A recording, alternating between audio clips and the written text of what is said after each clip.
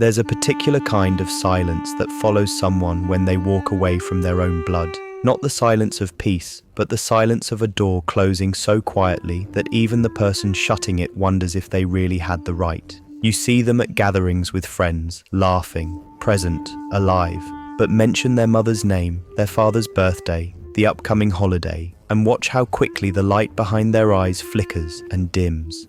They change the subject with the skill of someone who's had years of practice. You might know someone like this. You might be someone like this. She sits across from you at coffee, telling you about her new apartment, her promotion, the trip she's planning.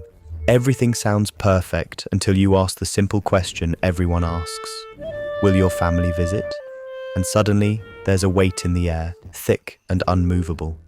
She stirs her cup slower now, looking somewhere past your shoulder.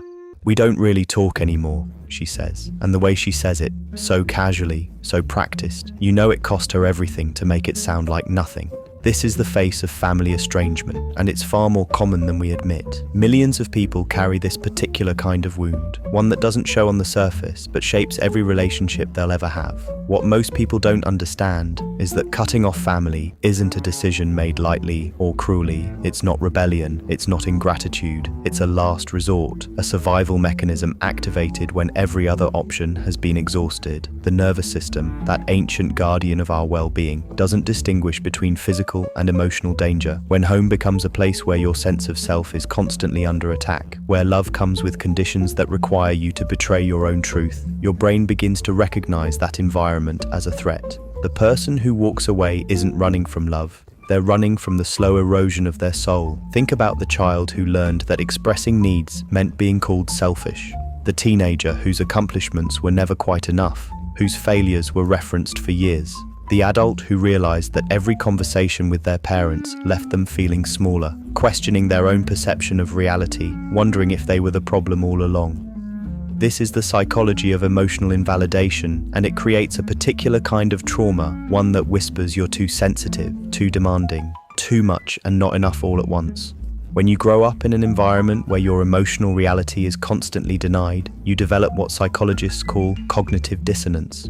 You love these people, and they hurt you. They say they love you, but their actions feel like punishment. Your brain tries desperately to reconcile these opposing truths, and in that gap between what you experience and what you're told you should feel, your sense of self begins to fracture. The breaking point rarely looks dramatic. It's not usually one big event, but rather the accumulated weight of 1,000 small betrayals. It's the mother who shares your secrets as gossip, the father who mocks your vulnerabilities in front of others, the sibling who scapegoats you to maintain their own position in the family hierarchy. It's the realization that you've been performing a version of yourself for so long that you no longer recognize who you actually are.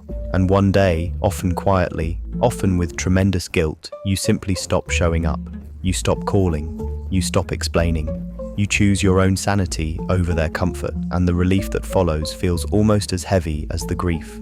People who make this choice often struggle with what attachment theory calls the disorganized attachment pattern, where the people who are supposed to be your safe haven are also the source of your fear. They learn to self-silence, to manage everyone else's emotions while neglecting their own, to believe that love requires the complete abandonment of self. Walking away becomes an act of radical self-preservation, the moment when they finally choose themselves after a lifetime of being chosen last.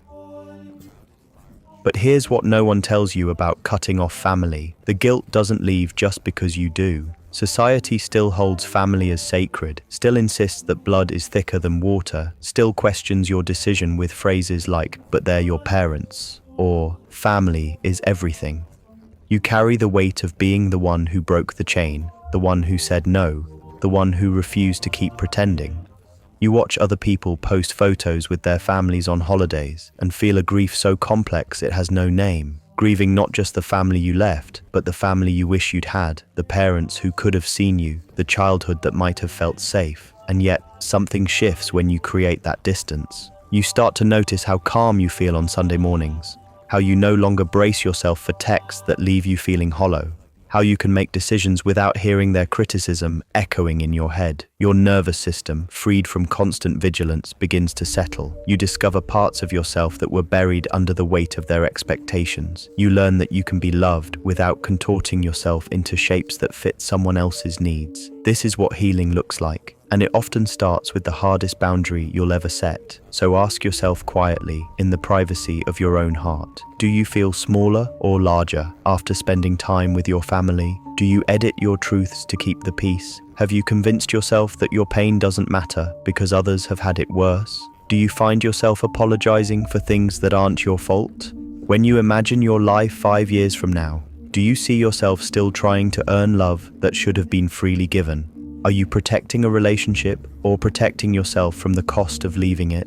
These questions have no easy answers, but they deserve your honesty. If you recognize yourself in these words, know this: choosing your well-being over familial obligation doesn't make you selfish. It makes you human. Start small. Notice how you feel in their presence without judging yourself for feeling it. Set one small boundary and see if the sky falls. It won't. Find people who love the real you, not the version you've performed for survival. Therapy can help untangle the learned patterns from who you actually are. Give yourself permission to grieve what never was while building what can be. And if someone you love has walked away from their family, resist the urge to fix it or force reconciliation. Sometimes the most loving thing you can do is witness their pain without minimizing it, believe their experience without demanding proof, and offer them the family they're creating by choice. Not everyone who cuts off family is wounded, and not everyone who stays is whole. Some people leave because staying would have cost them everything they are. That deserves respect, not judgment. You are allowed to protect your peace. You are allowed to choose relationships that nourish rather than deplete you. You are allowed to grieve and heal simultaneously. And most of all, you are allowed to be the one who breaks the cycle, even if breaking it means walking away. The silence that follows might be heavy at first, but listen closely.